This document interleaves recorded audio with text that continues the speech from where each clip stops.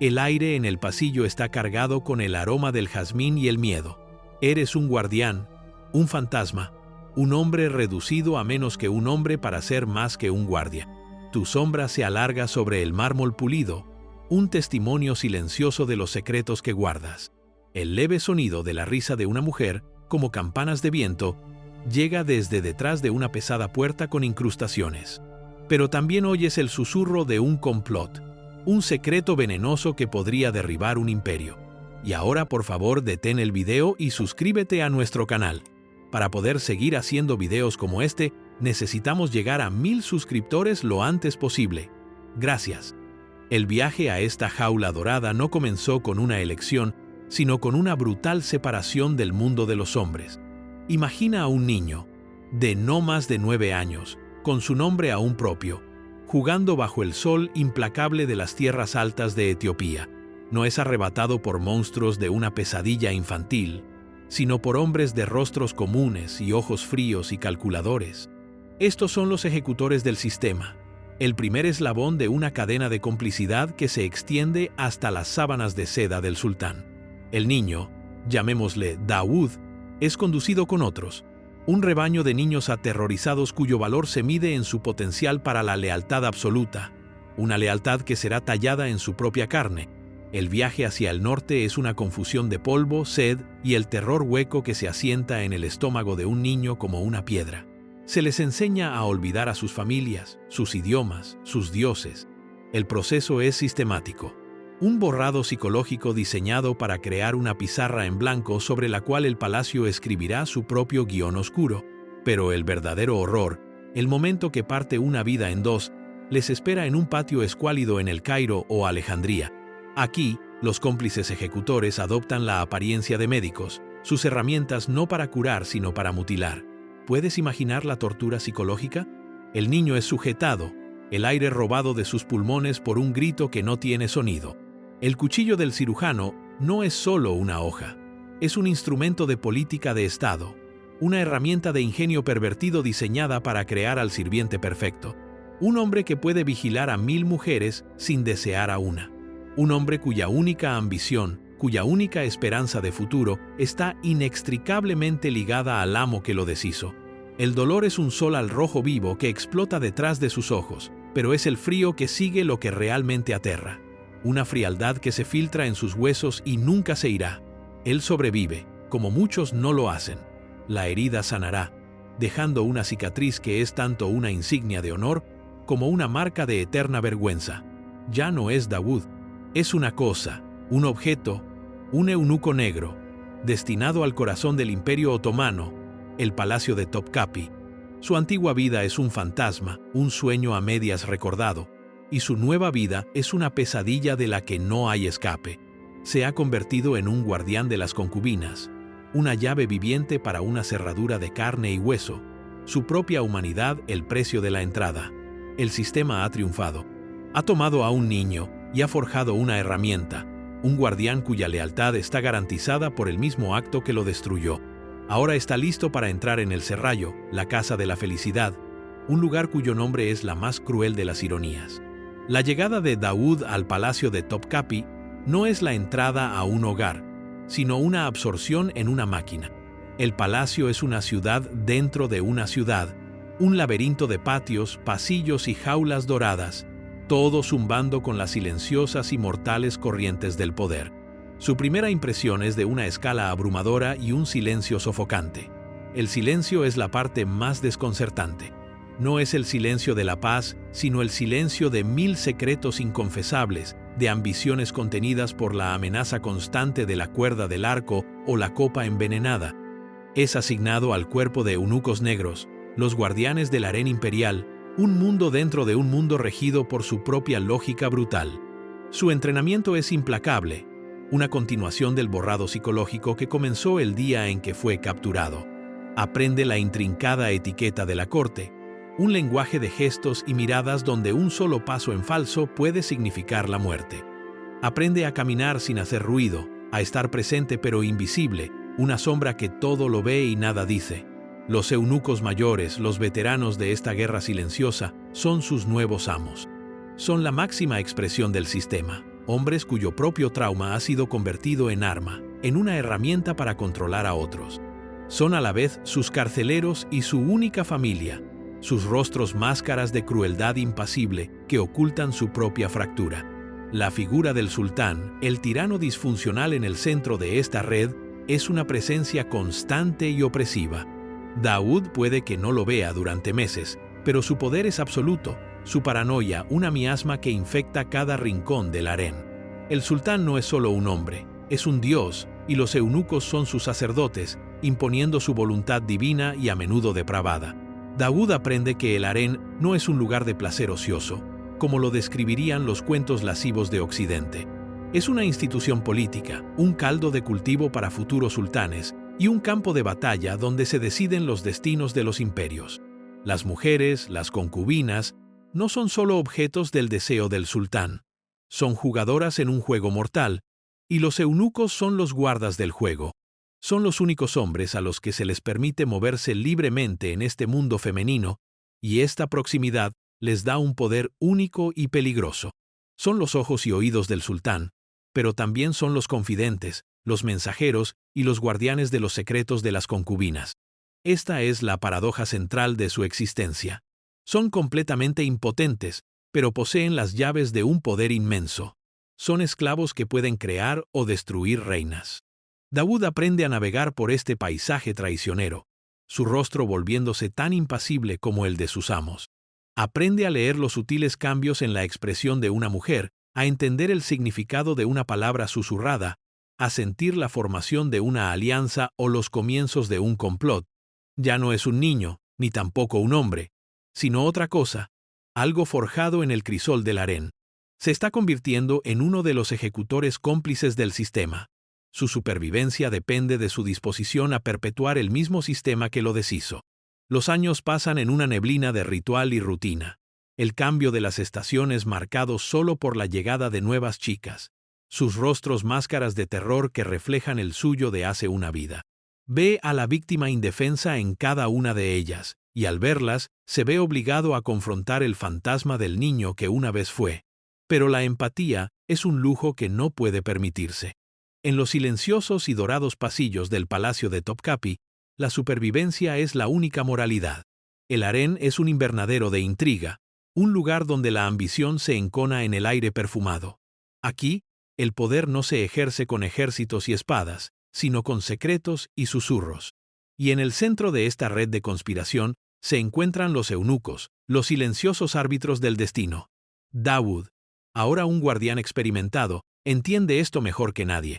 Ha aprendido que la información es la moneda más valiosa en el palacio. Una palabra fuera de lugar, una reunión secreta, una mirada robada. Estas son las armas del harén, y él es su maestro.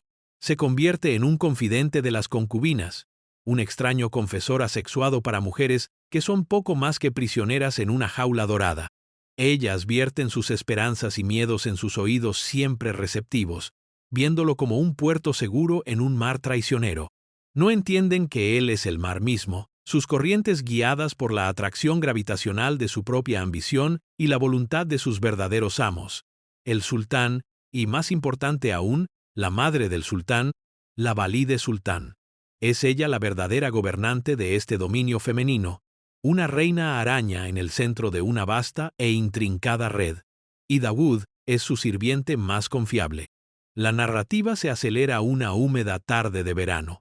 Un rumor, venenoso y potente, comienza a circular. Una concubina favorita, una joven circasiana con ojos del color del cielo de verano, es sospechosa de infidelidad. La acusación es absurda, imposible. El harén es una fortaleza, sus muros inexpugnables, sus guardianes incorruptibles. Y sin embargo, el rumor persiste. El sultán, un hombre cuyo ego es tan frágil como vasto, es consumido por una furia paranoica. El tirano disfuncional, una vez una amenaza distante y abstracta, es ahora un peligro muy real y presente. Exige pruebas, un culpable, un sacrificio. La atmósfera en el harén se vuelve eléctrica de miedo. Las mujeres se observan unas a otras con ojos sospechosos, sus amistades agriándose en desconfianza. La risa y la música que una vez llenaron el aire son reemplazadas por un silencio tenso y sofocante. A Dawood se le encarga encontrar la verdad, una tarea que es tanto un gran honor como una potencial sentencia de muerte. Se mueve por el harén como un fantasma, sus ojos no se pierden nada. Interroga a las chicas, su voz un susurro suave y conspirador. Registra sus aposentos, sus manos hurgando entre sedas y joyas, buscando una carta perdida, un regalo prohibido, cualquier signo de una vida secreta. Es un detective en un caso donde el crimen mismo es un fantasma, una proyección de la propia disfunción sexual del sultán que ha hecho metástasis en una psicosis política. La presión aumenta. Las rabias del sultán se vuelven más frecuentes, sus amenazas más explícitas. Dawood sabe que no puede fallar. Pero, ¿cuál es la verdad? ¿Es la chica circasiana verdaderamente inocente, una víctima indefensa de la malicia de una rival? ¿O hay un complot más profundo en juego, una conspiración para desacreditar a la válide sultán manchando a una de sus favoritas? La línea entre víctima y perpetrador se desdibuja. En el harén, la inocencia es un lastre, y la culpa es una cuestión de perspectiva. Dawood debe tomar una decisión. Puede exponer el complot, si lo hay, y arriesgarse a la ira de una facción poderosa. O puede sacrificar a la chica, ofrecerla a la furia del sultán, y restaurar la frágil paz del harén. Su decisión no se basará en la justicia o la moralidad. Será un cálculo frío y duro de poder.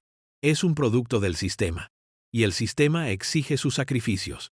El destino de la chica de los ojos azul cielo pende de un hilo, un peón en un juego al que nunca pidió jugar. Y Dawood, el hombre deshecho, es quien decidirá su destino.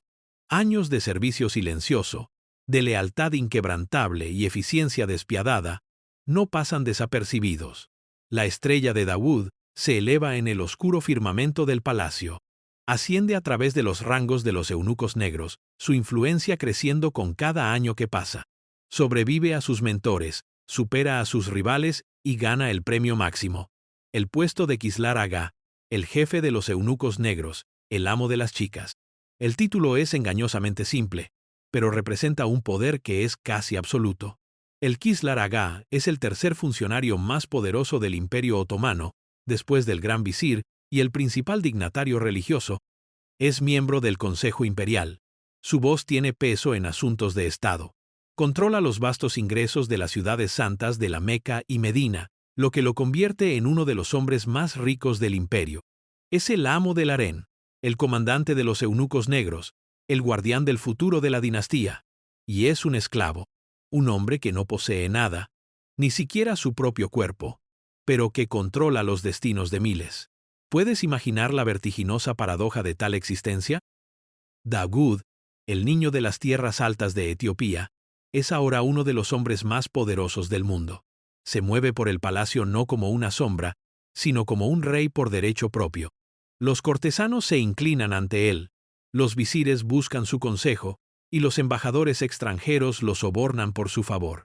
Es el guardián de la puerta del sultán, el conducto a través del cual fluye toda la información.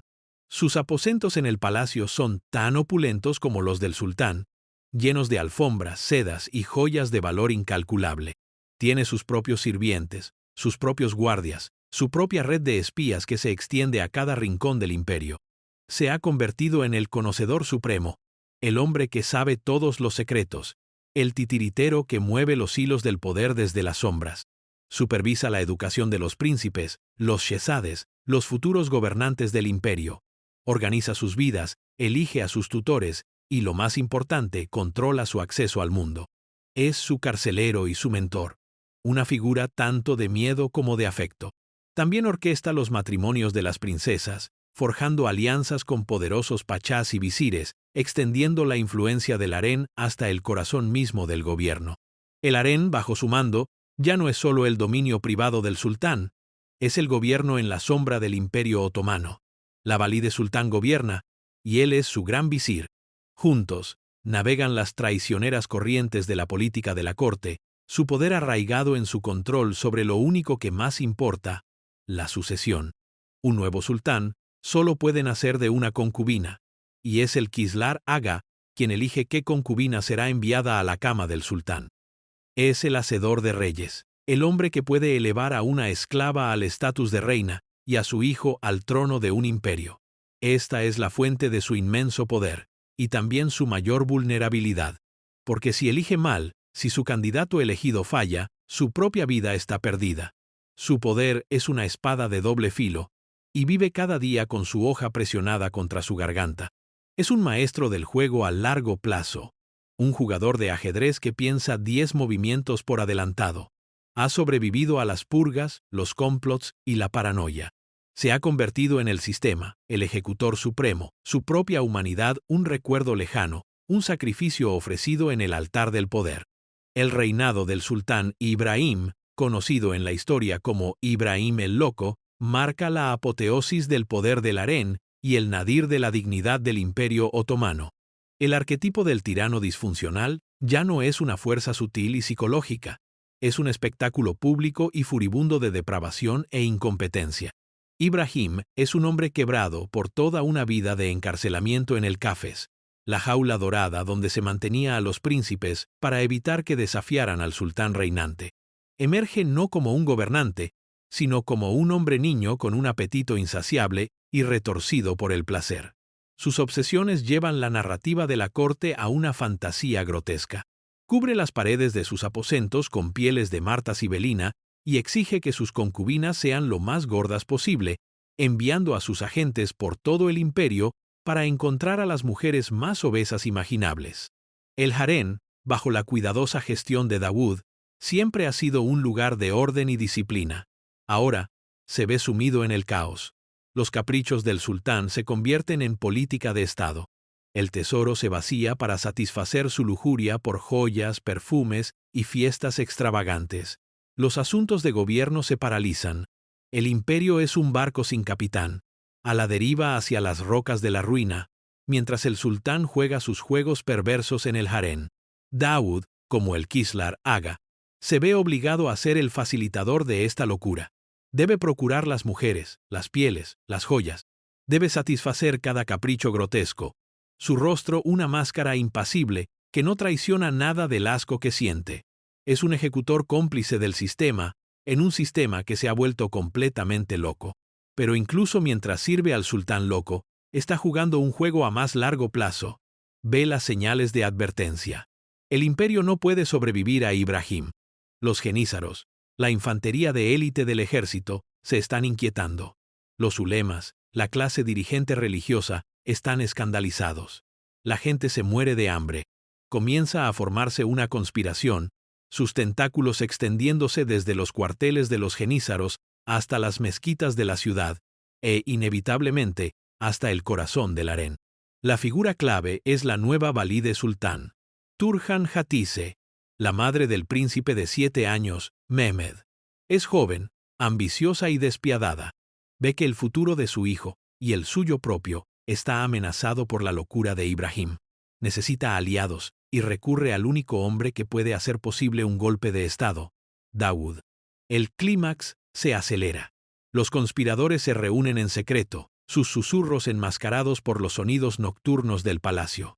El plan es audaz, de poner a Ibrahim y colocar al niño Mehmed en el trono. Es traición, y si fallan, las consecuencias serán inimaginables. Dawood es la pieza clave. Él controla la guardia del palacio. Puede asegurar el harén, proteger al joven príncipe y aislar al sultán. Llega el momento. Los genízaros marchan sobre el palacio. La ciudad contiene la respiración. Dentro del harén, Dawood se mueve con una velocidad fría y decisiva. Coloca a sus eunucos de mayor confianza en cada puerta. Asegura al príncipe, escondiéndolo. Luego, se enfrenta a Ibrahim. La escena es de un gran dramatismo. El sultán loco, acorralado y aterrorizado, ruge y súplica. No puede comprender que sus propias criaturas, los esclavos que creía poseer, se estén volviendo contra él. Dawood no se inmuta. Ha visto demasiado, ha sacrificado demasiado, para dejarse influir por las súplicas de un hombre roto. Es el instrumento de la autocorrección del sistema. El golpe es rápido y brutal. Ibrahim es depuesto, y 10 días después, estrangulado por el verdugo por orden del nuevo régimen. El niño de 7 años, Mehmed IV, es colocado en el trono. El harén ha elegido una vez más al sultán. Y Dawood, el Kislar Aga, el esclavo de Etiopía, ha sido el hacedor de reyes. Ha salvado al imperio de un loco, pero al hacerlo, ha cometido el pecado supremo. Ha puesto sus manos sobre la sombra de Dios en la tierra. Es una victoria que se siente escalofriantemente como una derrota. Los años que siguen a la deposición de Ibrahim el Loco son una edad de oro para Daud, con un niño sultán en el trono y su aliada, Turhan Sultán, gobernando como regente. Su poder es absoluto. Ya no es solo el Kislar Agá, es el gobernante de facto del Imperio Otomano. Los grandes visires van y vienen, pero él permanece, un elemento permanente en el cambiante panorama del poder. Amasa una fortuna que rivaliza con la del propio sultán, su riqueza un testimonio de su influencia inigualable.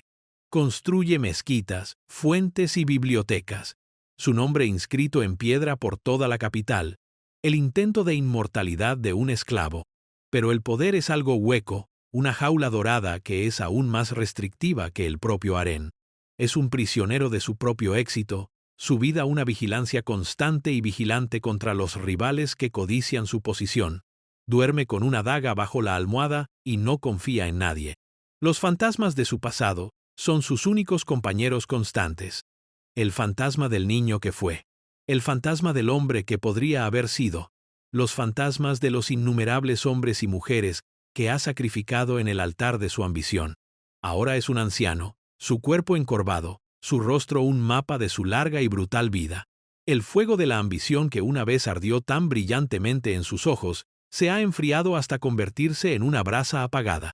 Camina por los pasillos del harén, los mismos pasillos que ha recorrido durante más de 50 años, y no ve el mundo vibrante y peligroso de su juventud, sino un museo de sus propios recuerdos. Ve el rostro de la joven circasiana que condenó para salvarse. Oye los desvaríos del sultán Ibrahim. Siente el peso fantasma de la cuerda del arco que lo estranguló. El propio harén está cambiando. El mundo fuera de los muros del palacio está cambiando. Las viejas certezas se desmoronan.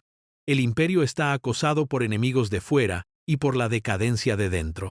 La era de los grandes sultanes ha terminado, y con ella la era de los grandes Kislaragas. El poder de Daud, una vez tan absoluto, comienza a menguar. Un nuevo gran visir, un hombre de provincia sin vínculos con las facciones del palacio, consolida el poder. La influencia del harén se reduce. El gobierno se profesionaliza, se racionaliza. No hay lugar en este nuevo mundo para la política en la sombra del serrallo. Daud, el maestro del viejo juego, se ve superado. Es una reliquia, una criatura de una era pasada. Su riqueza es confiscada, sus títulos despojados, su poder reducido a una cáscara ceremonial. No es ejecutado. Un hombre que conoce tantos secretos como él es demasiado peligroso para matarlo. En cambio, es exiliado, enviado a la misma tierra abrasada por el sol de Egipto, donde su vida fue partida en dos hace tantas décadas. El exilio es la ironía final y más cruel. Es enviado de vuelta al principio, al lugar donde fue deshecho, para vivir sus últimos días como un hombre olvidado. El sistema que lo creó, el sistema al que sirvió y dominó, al final, lo ha consumido. El exilio de Daud en Egipto es un largo y lento desvanecimiento hacia la oscuridad. Vive en una casa modesta en El Cairo, una ciudad que es a la vez extraña e inquietantemente familiar. Los sonidos, los olores, el calor opresivo, son las mismas sensaciones que acompañaron su brutal transformación de niño a eunuco. Es un fantasma en una ciudad de fantasmas. Sus días transcurren en una reflexión tranquila y sombría. El vasto y complejo mundo del palacio de Topkapi, con sus intrincados complots y juegos mortales, parece un sueño, una historia que le sucedió a otra persona. Ya no es el Kislar Aga, el amo de 1000 secretos. Es solo un anciano, esperando morir. No tiene familia, ni amigos, nadie que recuerde al hombre que fue o el poder que ostentó. Sus únicos compañeros son los recuerdos que acechan sus horas de vigilia y atormentan su sueño. Recuerda los rostros de los jóvenes que vio llegar al palacio, sus ojos abiertos con el mismo terror que él sintió una vez. Recuerda a las mujeres que controló, sus vidas y cuerpos peones en sus juegos de poder. Recuerda la sangre en sus manos, las traiciones que orquestó, las vidas que destruyó para asegurar la suya propia. ¿Valió la pena? La pregunta flota en el aire polvoriento de su pequeña habitación. El poder, la riqueza, la influencia, ¿Qué significó todo aquello? Había sido un rey en todo menos en el nombre, pero nunca pudo tener un hijo que continuara su legado. Había vivido en el corazón de un mundo de mujeres, pero nunca pudo conocer el amor de una. Había sido el guardián de una dinastía, pero no tenía linaje propio. Su vida ha sido una gran y trágica paradoja, un testimonio de la lógica pervertida del sistema que lo creó. Había ganado el mundo, pero a costa de su propia alma. Las noticias de la capital, cuando le llegan, son como un despacho de otro mundo. El imperio continúa su lento e inexorable declive. El poder del harén es una sombra de lo que fue. La era de las grandes valides sultanes y sus todopoderosos Kislar-agas ha terminado. El mundo ha seguido adelante, dejándolo atrás. Muere como vivió, solo. Un sirviente lo encuentra una mañana, su cuerpo frío e inmóvil, su rostro congelado en una expresión de lo que podría ser paz, o quizás un profundo arrepentimiento. Es enterrado en una tumba sin nombre, su vasta fortuna absorbida de nuevo por el tesoro del Estado, su nombre olvidado por todos, salvo por unos pocos cronistas oscuros de la época. Su vida, que había sido tan central para la historia de su tiempo, se convierte en una mera nota a pie de página, una curiosidad para las generaciones futuras. El sistema al que había servido tan fielmente no tuvo uso para él al final. Lo había usado, y luego lo había descartado, como había descartado a tantos otros antes que él. Fue solo una víctima más de una máquina que consumía vidas humanas para alimentar su propia existencia. La institución del eunuco del harén no terminó con Daud. Perduró durante otros 2 siglos, un fantasma de lo que fue, una reliquia de una era pasada de poder otomano. Pero el mundo estaba cambiando. Las ideas de la Ilustración, de la libertad individual y los derechos humanos comenzaron a filtrarse en las estructuras calcificadas del Imperio Otomano. El enfermo de Europa, como llegó a ser conocido, se vio obligado a modernizarse, a reformarse, a adaptarse a un mundo que ya no tenía lugar para sus antiguas y brutales tradiciones. El harén, una vez centro del poder político, se convirtió en un anacronismo, un símbolo de la decadencia y la podredumbre del imperio. Los sultanes del siglo XIX, en sus intentos de crear un Estado moderno y occidentalizado, comenzaron a desmantelar las estructuras del antiguo régimen. Los genízaros fueron masacrados, los antiguos gremios disueltos y el poder de la clase dirigente religiosa reducido. Inevitablemente, la mirada de los reformadores se posó sobre el harén. La institución de la esclavitud fue oficialmente abolida. El devshirme, la leva de niños, había terminado siglos antes, pero el comercio de eunucos, suministrados principalmente desde África, había continuado. Ahora, esto también fue prohibido.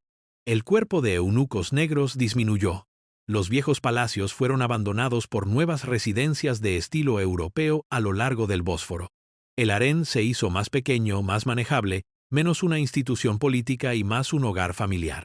El Kislar-aga, una vez una figura de inmenso poder, se convirtió en un mero mayordomo, un sirviente glorificado que gestionaba los asuntos domésticos del sultán.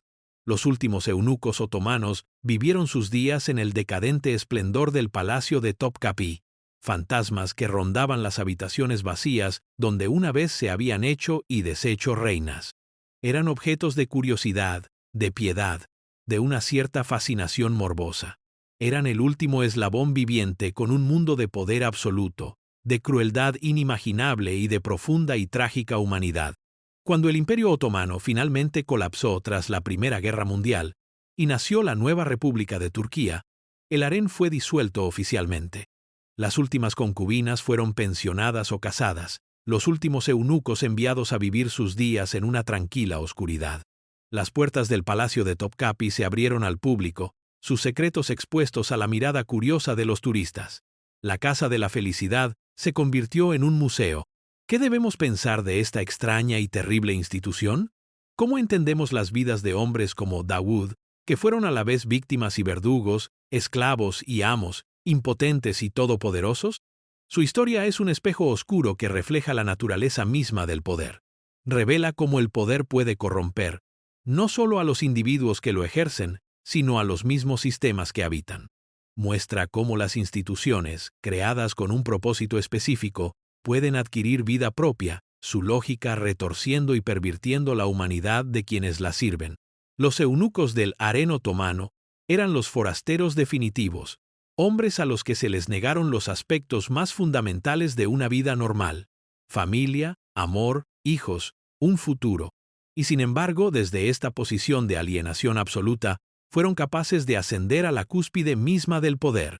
Su historia es un testimonio de la resiliencia del espíritu humano, pero también de su capacidad para la crueldad. Se vieron obligados a convertirse en amos de un mundo silencioso y secreto, a navegar las traicioneras corrientes de una corte donde un solo paso en falso significaba la muerte. Eran los guardianes de la cama del sultán, pero también los guardianes de sus secretos, y en ese conocimiento residía su poder. Su existencia fue una paradoja, una encarnación viviente de las contradicciones que yacían en el corazón del Imperio Otomano, un imperio que era a la vez una civilización sofisticada y cosmopolita, y un régimen brutal y despótico. La historia de los eunucos del sultán no es solo un cuento lascivo de sexo y poder de un pasado lejano, es una meditación profunda e inquietante sobre la condición humana. Nos obliga a enfrentar preguntas incómodas sobre la naturaleza de la identidad, el significado de la libertad y el precio del poder. Es un recordatorio de que la historia no es solo una gran narrativa de reyes y batallas, sino una colección de historias humanas individuales, historias de sufrimiento, de supervivencia y de la búsqueda desesperada, a menudo trágica, de sentido en un mundo que parece no tener ninguno. Las figuras silenciosas y sombrías de los eunucos, que durante tanto tiempo guardaron los secretos del harén, tienen un último secreto que revelarnos: la terrible y perdurable verdad de que la más dorada de las jaulas sigue siendo una jaula, y que el corazón humano, incluso cuando está roto y rehecho, nunca puede extinguirse por completo. La verdad final y sombría de los eunucos del sultán es una historia de profunda y trágica ironía. Eran hombres despojados de su propio linaje, pero se les encargó proteger el linaje más importante del imperio. Fueron convertidos en guardianes de la fertilidad por un acto de profunda infertilidad. Su existencia entera era una contradicción, una vida construida sobre los cimientos de lo que habían perdido. ¿Puedes imaginar el peso psicológico de tal existencia? Vivir cada día rodeado de las mismas cosas que nunca podrás tener: amor, familia, un hijo que lleve tu nombre. Ser el conocedor supremo, pero permanecer siempre como un forastero. Este fue el destino del eunuco del harén. Fueron las víctimas últimas del sistema, sus cuerpos y mentes mutilados para servir a las necesidades del Estado. Y sin embargo, también fueron sus ejecutores más eficaces. Perpetuaron el mismo sistema que los había destruido. Su propio trauma convertido en arma para controlar a otros. Eran a la vez los carceleros y los prisioneros, sus vidas una vigilancia constante y vigilante en una jaula dorada. El poder que ejercían era inmenso, pero era un poder prestado, una gloria reflejada. No era suyo. Pertenecía al sultán, a la valide sultán, al sistema. Y cuando el sistema ya no tuvo uso para ellos, los descartó sin pensarlo dos veces. Su historia es una advertencia sobre la naturaleza del poder. Muestra que el poder que no está arraigado en un sentido de la propia humanidad, en una conexión con los demás, es, en última instancia, una fuerza destructiva. Es un poder que consume, que vacía, que no deja más que una cáscara a su paso. Los eunucos del harén otomano eran los hombres huecos, los guardianes de un mundo que estaba tan vacío como sus propios futuros. Y sin embargo, en su historia, en su testimonio silencioso y sufriente, hay una extraña y terrible belleza. Es la belleza de la resiliencia humana, de la capacidad de sobrevivir a lo inimaginable, de forjarse una vida, por retorcida y comprometida que sea, en los entornos más hostiles. No eran monstruos, eran hombres, rotos y rehechos, que hicieron lo que tenían que hacer para sobrevivir. Su historia es un testimonio de la naturaleza oscura, compleja y a menudo trágica del corazón humano. Y es una historia que, una vez escuchada, no se olvida fácilmente. El silencio de los eunucos al final habla más fuerte que cualquier palabra. Habla de pérdida, de sufrimiento, del terrible costo humano del imperio y del poder perdurable e inquietante del pasado.